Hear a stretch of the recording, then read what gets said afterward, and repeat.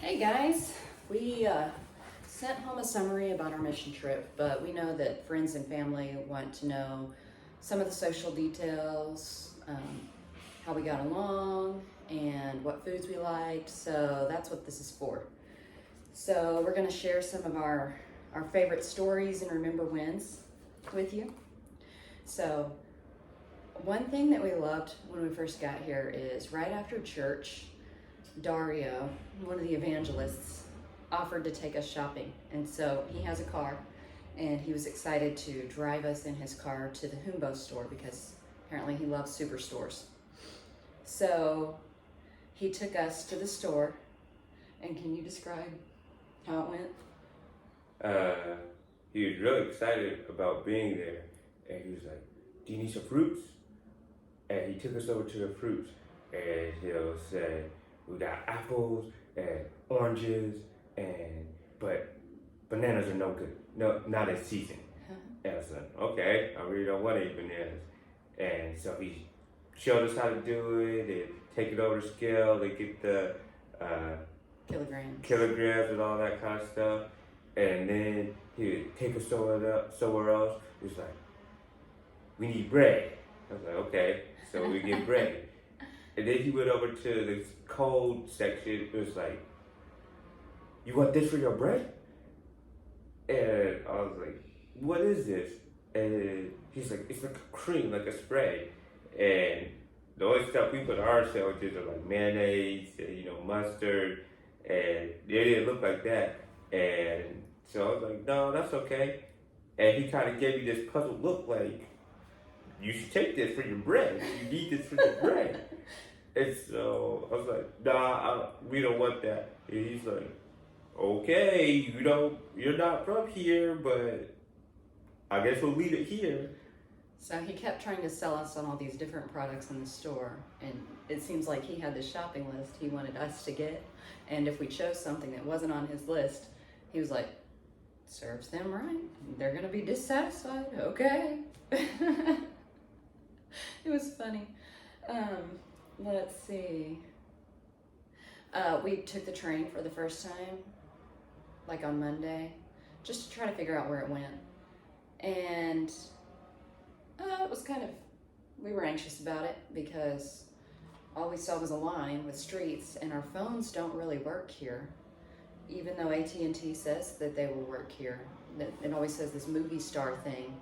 And so we had to buy our own service, which is a whole separate experience. But finally figured out where the train went, which we got off and we were going to explore around and saw that there was nothing we needed to see over there.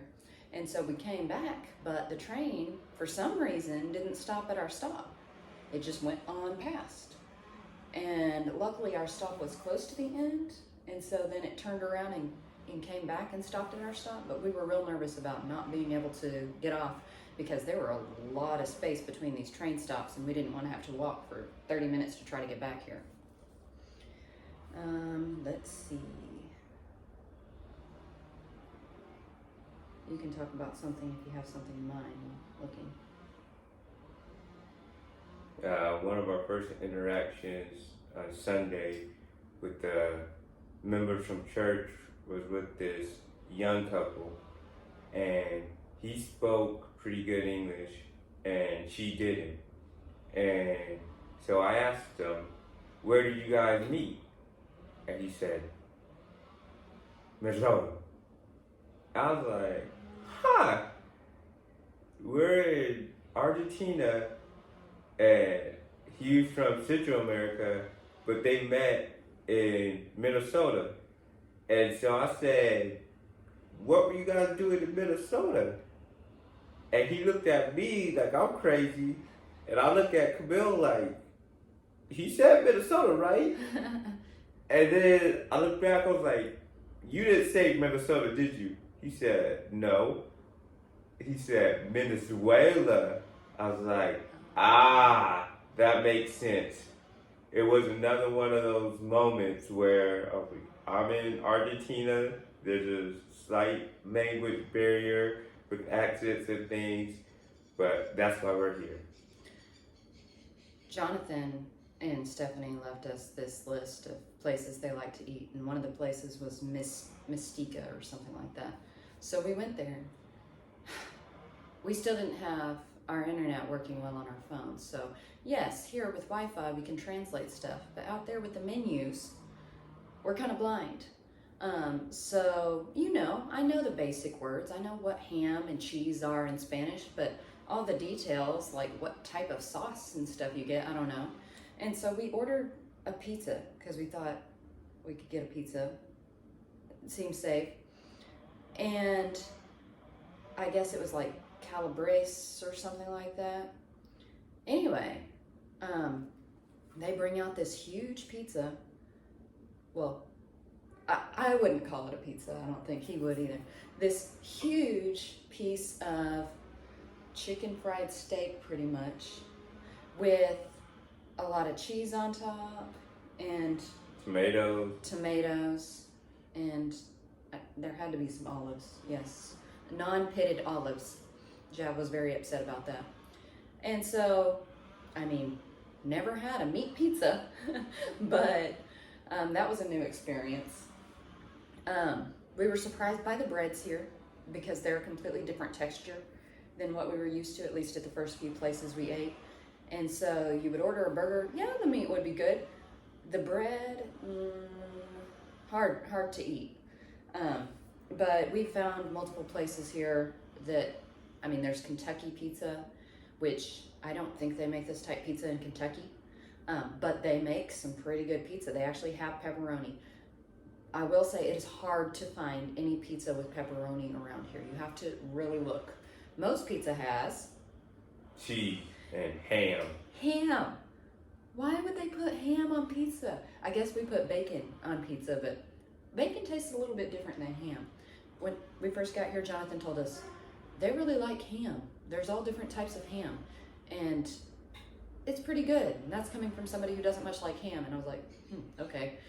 I don't dislike ham. I don't really like ham that much, but he's right. They really love ham here. They'll put it in anything. Let's see.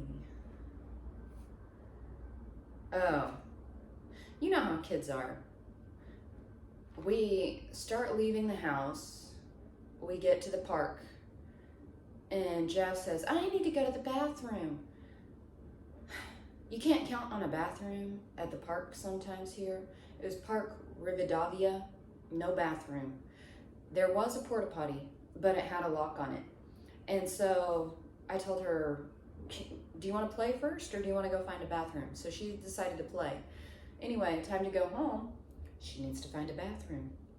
And so there are a whole bunch of stores and stuff that you can walk into a building, and there's a whole little mall in each building, and so a whole bunch of stores. I go in a few of those and don't see any bathroom. And so I'm like, okay, time to use my Spanish and just ask.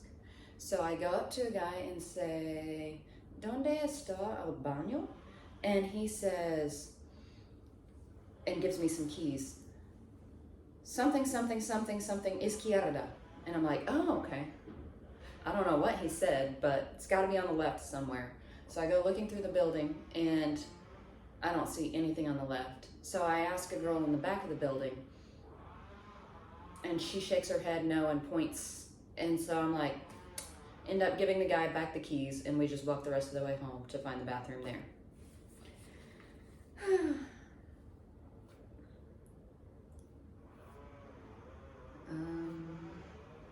There was a time I took Rosalina's pencil. She's very protective of her writing utensils, and I understand because I am too. But it's funny, like, guy came in, she's trying to schedule his next event. She's like, where's my pencil? I can't do anything because I don't have a pencil. And I was like, oh shoot, I think I took hers and left it upstairs. And she's so insistent about needing this pencil that I'm like, voy a arriba?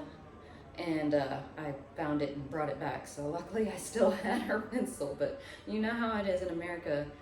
People steal pencils all the time, inadvertently, and nobody really cares. We have whole stacks of pencils, but your writing utensils are very important.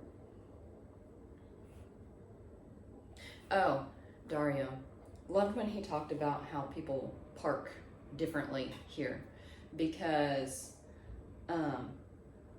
we are so anxious about, like, they are brazen, I guess, with their driving. Like, they'll just speed up and, oh, there's a pedestrian, I'll just slow down.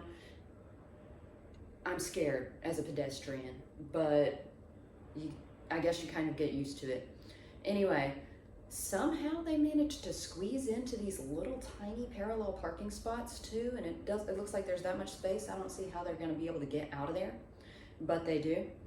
And so we see somebody backing in front of the church, and we kind of laugh at how close it is. And Dario says, but he doesn't speak much English, but he's like, oh yeah, here it's oh drive forward. But he's from Colombia, and he says in Colombia it's like he likes to talk about how violent it was in Colombia. We said, oh, in America it's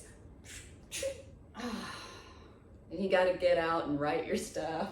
And they say here there are a lot of rules that nobody bothers to follow. For instance, the stop signs.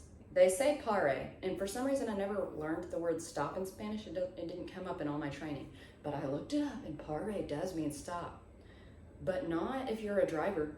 If you're a driver, it means, oh, maybe if I happen to see somebody, I'm the one who should slow down, not them. Otherwise, just go. That's what that means here. And so we wonder if anybody gets any traffic tickets here. Yeah. Okay, that's enough. Okay. All right, I guess that is enough.